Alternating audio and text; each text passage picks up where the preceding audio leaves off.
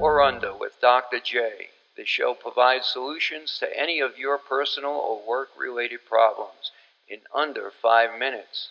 We guarantee you will discover a new aspect of yourself and you'll see others in a whole new light. To gain this insight, write your questions to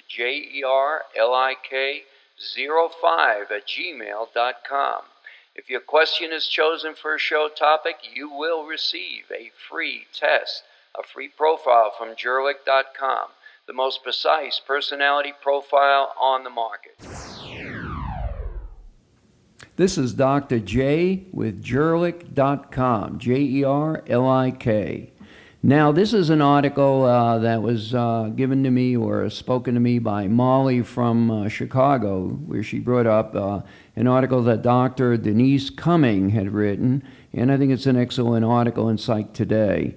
And it's basically, she talks about the dark side of emotional intelligence.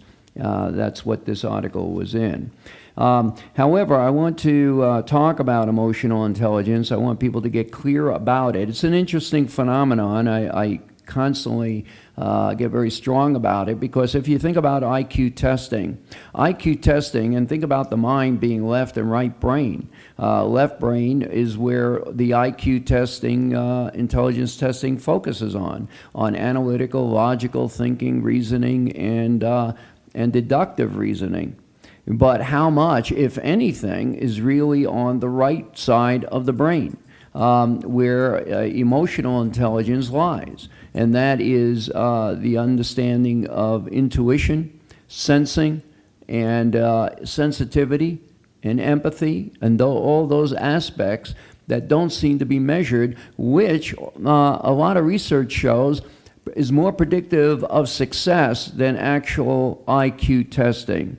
Now, the founders who came up with emotional IQ, basically, psychologist Peter Salovey, who is now president of Yale University, and John Mayer.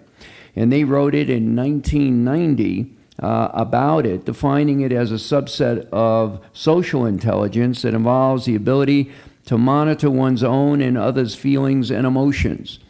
Well, folks, it means here, I want to go even deeper than that, and I'm sure that this is what Dr. Denise Cumming is referring to, and that is the ability to not just see our emotions and feelings are in layers, folks.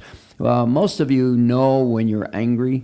Most of you know when you're depressed. I mean, there are people who walk around who don't know, but the majority of people, in my observation over the years, says that most people do. What they do not know is what the causative factors are, what the germinal emotions are that set those dynamics off.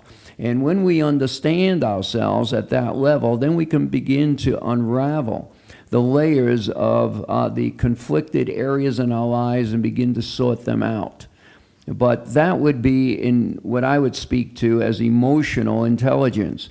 And you can see how important it is. I always tell people I've seen many 170 IQ idiots walking around who could sit in a cubicle and do mathematical problems or work in engineering kind of configurations. But put them in a group or put them in a relationship and they are plain dumb, folks, quote unquote. And they cause a lot of issues and problems. Now, some of the research that's been done, a 40-year longitudinal investigation of 450 boys, found that IQ had little to do with the prediction of life success, and that the most significant predictors were being able to handle frustration, control emotions, get along with other people. And another 2011 survey of 2,600 hiring managers found that 71% of them favored emotional IQ over IQ. So obviously both are important, but I would say that when we speak about emotional IQ being more favorable, we could take someone with average to somewhat above average IQ. But when we add emotional intelligence to that, these people can perform. These are people who will become managers and leaders within divisions or even over companies. As I'm saying, that it's important to realize that intelligence is important, but emotional intelligence is not being taught in our schools. We're going to talk more about this in upcoming sessions because I feel that this is a very important topic. And I'm going to give you further examples of this in real life in some of my coaching work because I want you to understand this. This is what women mean when they say, my husband just doesn't get it.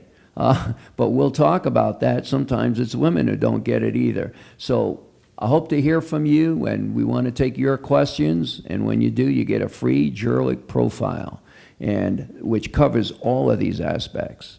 Take care.